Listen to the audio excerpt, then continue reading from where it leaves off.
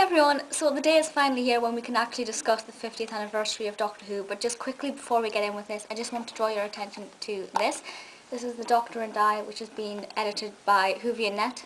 Many of you will know about this, quite a few of you are actually in this, which is really exciting. And I just wanted to draw your attention to it because it's a lovely little collection of stories from fans of Doctor Who to mark the 50th anniversary. I'm in it, which is exciting. I'm on page 111 and also 112, 113. If I just thought I'd draw your attention to that in case you aren't aware of it, I will link in the below bar where you can purchase it from, and also the few blog posts that I've written about it as well, as a matter of interest. But with that done, let's get in with the video. Okay, so I'm really excited. I've got my sonic screwdriver ready. Everything is great. This episode was brilliant. This video will contain spoilers, just so you know. I'm pointing that out right now, so if you continue watching this video and you haven't seen it, it will spoil it for you. It took a little while for me to admit that I liked the episode, as there were a few hiccups along the way for me, but upon reflection, I absolutely loved it. However, I want your opinion on my theory behind the numbers for the Doctors now, and I don't know if this is the way they're going to do it, but this is my thoughts, and if any of you agree with me, I would like to know that. So I was really concerned that we'd have to start calling, for example, David Tennant the 11th Doctor, because Tennant is 10, that's the way it's got to be. If you're a David Tennant fan like me, you'll know how perfect that is.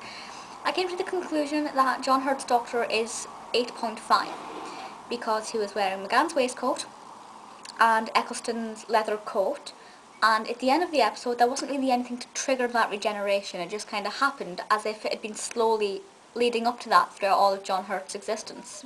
I'm calling them by the actors' names because it's harder than just saying the Doctor, I'm sure you'll understand. So for me, it's kind of like when he took that elixir, it was a slow regeneration process. So he was the War Doctor when he was in between Doctors, if that makes sense.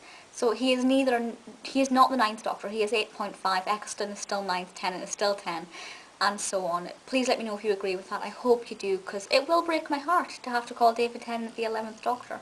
Okay, now for all the really good things about this. These are going to be scattered thoughts in no order, things I like and things I thought were fantastic.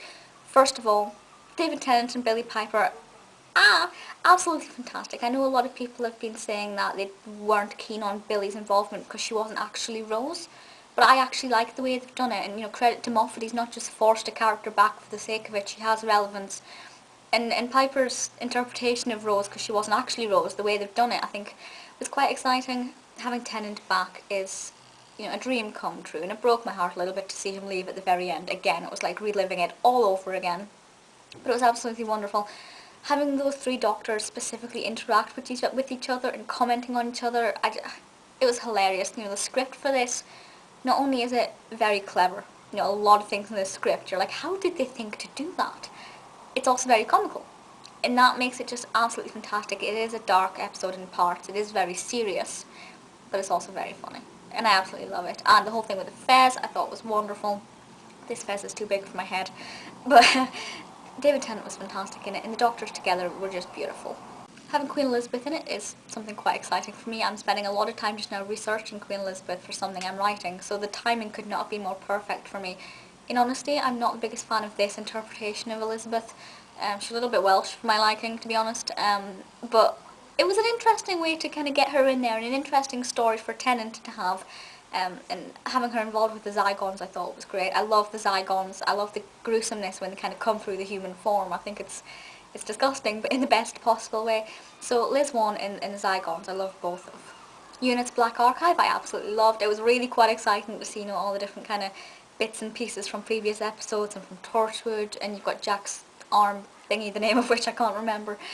That I thought was great. It was a really nice way to say, look at what all the previous series have had and all they've contributed to this show without actually doing it in a forced way. So I thought that was great. Directing is wonderful, directed by Nick Horan. We have some gorgeous shots of London. I am a die-hard fan of London. London is the only place I've ever really felt at home, to be honest. And we have some amazing shots. It's going to bring a lot of tourism to the National Gallery now. I'm wondering if the Gallifrey Falls No More picture will be there. I'm not really sure it has a home there as such, but I think they might keep it there in a special exhibition. It would seem silly not to be honest. So the directing is gorgeous right throughout. It's so many just mind-blowing shots and moments that are just to die for. And the best part, there was no regeneration at the end. I was so concerned that they were going to start Matt's regeneration at the end of the episode and then carry it over Christmas, kind of like they did with Tennant's. But they didn't, so that's really, really brilliant. We had Tom Baker at the end there, which was kind of a forced entrance, but I guess because he was the reason the painting got there, it made sense. However, I don't understand why Baker's doctor didn't remember that encounter, but I'm sure there's a reason for it that Moffat will come up with. In all, very enjoyable episode. As I said, when I was watching it, I wasn't that keen on it, but upon reflection and watching clips again and things, I can see the beauty of it. Visually stunning, the script is gorgeous.